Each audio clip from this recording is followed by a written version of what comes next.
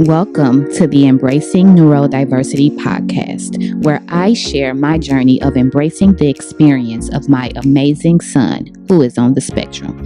I am Ivory, a mother, educator, and personal growth enthusiast. My goal is to offer insight and stories that may inspire you on your own parenting journey. Thank you for tuning in. Hi, everybody. Welcome back. Happy Wednesday. I record these podcasts on early Wednesday mornings, and they are scheduled to be uploaded and ready for you all on Wednesdays. And so, if you are listening to this on a Wednesday, happy Wednesday. I hope that your week is going well. I hope that it finishes strong. I hope that you are taking care of yourself. I hope that you are taking it easy as much as you humanly can. I am your host, Ivory, and today we are talking about, or we're going to continue, I should say, our series on the state of special education. And today we're asking a very important question, and that is about equity in education and who gets left behind. You all probably have heard me say this before, but if not, then I will remind you. I have worked in the public education space for over 15 years, right out of college as a young, bright eyed, bushy tailed young woman. I started working in education and worked my way up to becoming eventually an assistant principal. And so I've seen a lot in that space. And I still do work in the educational space. I'm a consultant. I work with several schools across the country to improve their systems and structures. And so I have a front row view and a lived experience on public education, especially. I've done tons of training and professional learning around equity and inclusivity as it relates to teaching for educators throughout the years. And so this is a topic that I feel pretty experienced in, if I can say. And of course, you all know that I am a proud mother of a child who is autistic. And so, given that we are in a moment of national debate around the future of public education, if the Department of Education is dismantled or weakened, what happens to millions of students who already face systemic barriers? This is the question that must be constantly posed to the quote unquote powers that be. I've seen firsthand, I've experienced it in my own educational experience, what happens to marginalized young people who have to experience systematic barriers. It takes a lifetime to undo the impact of that. And so, in today's episode, we'll focus on how proposed changes disproportionately affect Black students, Latinx students, students with learning differences, students with physical differences who need accessibilities, families who fall under the low income bracket, and families who exist in rural communities. These are people who are part of marginalized communities, meaning people who don't have access to resources, don't have access to opportunities, and who are often forgotten about. But it's also a celebration of resilience, community, and the innovative ways that families are showing up and fighting back. So let's talk about it. Educational equity is not new. Long before conversations about dismantling the Department of Education began, many communities were already fighting for basic access to resources. Students of color are more likely to attend underfunded schools. Children with learning differences face disparities in service quality. Rural students often lack access to advanced coursework or experienced teachers. And families who fall under the low income bracket often struggle with transportation, healthcare, and digital access. These are factors that directly impact academic success. When you remove federal oversight, which is what the Department of Education was created for, you risk deepening those divides. According to a 2023 Learning Policy Institute report, 1 in 3 students in public schools are from low income households. Black and Latinx students are 3 times more likely to attend schools that exist in communities that are low resourced and low funded. And over 7 million students rely on special education services funded and regulated by federal policies. And so the impact is vast and deep. In my Transformative Parent Playbook, I write that true inclusion means removing barriers before they become walls. When those barriers are left unchecked, it's our most vulnerable students who fall through the cracks.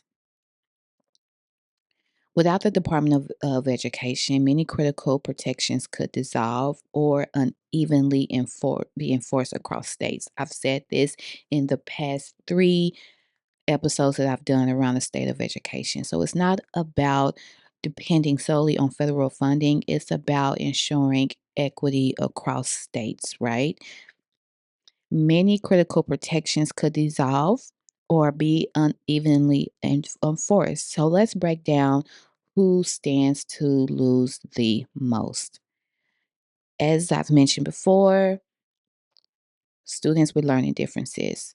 If the IDEA is no longer federally mandated, services and protections could become optional for schools, inconsistent, or disappear entirely.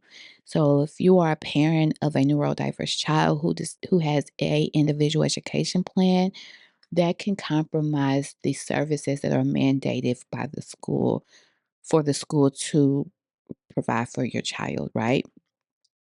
Black and Latinx students, the Department of Education offers civil rights current office current for civil rights currently investigates racial disparities in discipline and access.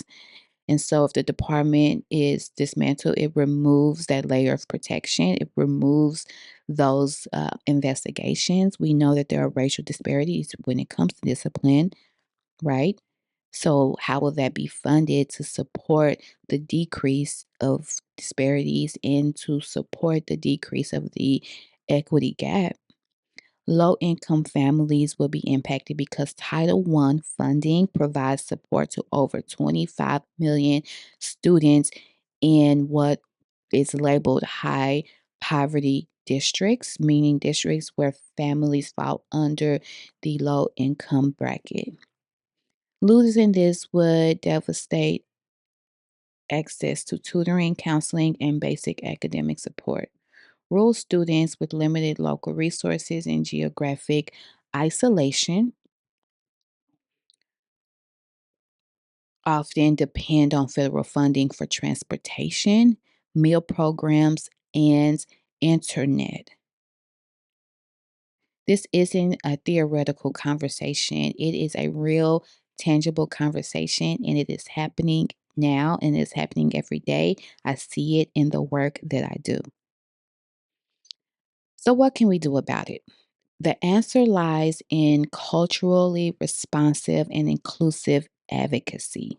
We must approach this work with an understanding of how identity, access, and equity intersect. So, here are 3 tools every parent and advocate should carry: community knowledge. Learn the history of your district. Know how race, learning differences, physical differences, income, and location have shaped educational access. Your advocacy should reflect that lived reality. Cultural humility. Engage with families whose experience differ from yours. Ask, listen, and collaborate with an open heart. When we center the most impacted voices, our solutions become more inclusive. Intersectionality strategy. So, advocating is not just for one population, but for policies that lift all communities.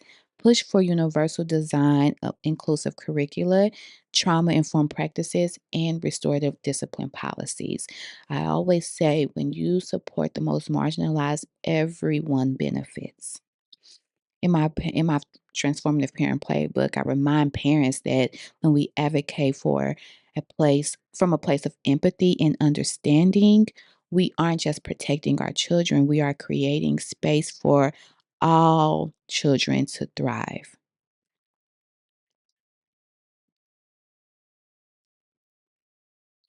Despite these challenges, families are not waiting for systems to catch up. That's the good news. They're building support models right now. In Georgia, a group of Black parents formed a cooperative learning pod for neurodiverse learners. I love that. Integrating culturally affirming curriculum and wellness routines. It's beautiful. In Missouri, rural families have teamed up to fund weekly virtual social emotional support circles. In Chicago, a coalition of Latino parents are pushing back against district wide cuts to bilingual and special ed programs, successfully restoring services at several schools. So it is possible to continue to advocate, to continue to fight back, and to most importantly, build community and resources and opportunities for your children and community locally. I've seen this in my own community too. I've joined forces with other parents to provide IEP, literacy, education, to support advocacy, skill sets to empower parents to build confidence in advocating for their child. We host events throughout the year. I offer my support and services to help review IP documents, to provide talking points and shared resources to parents. So if you know anyone who needs that support, please send them my way. I am happy to help because this doesn't just support our kids, it supports every child. Grassroots efforts prove that what we know in our hearts. Parents are powerful, community is powerful, and if we don't have to wait for permission to lead. So I'm going to close out this podcast by inviting you to ask yourself, who is being left behind in my district? It may not impact you directly, it may not impact your child directly, but who is it actually impacting? And how can I be a part of building something more inclusive? If we all ask that question, if we all do one thing, we could move mountains. We all have a role to play, whether it's showing up to a meeting, sharing your story, organizing, or simply listening to those with less access. Together, we can create a vision of education that sees every child, every family, and every community. So, next week, we're going to dive into reimagining education at home and in community. So, join me. We'll explore innovative learning models, like the one I just mentioned in Georgia. And we'll talk about how parents are transforming their homes and neighborhoods into hubs of brilliance. I'm so excited about this. So until then, stay encouraged, stay informed, and never underestimate the power of your voice. Until next time, take care of yourself. Bye.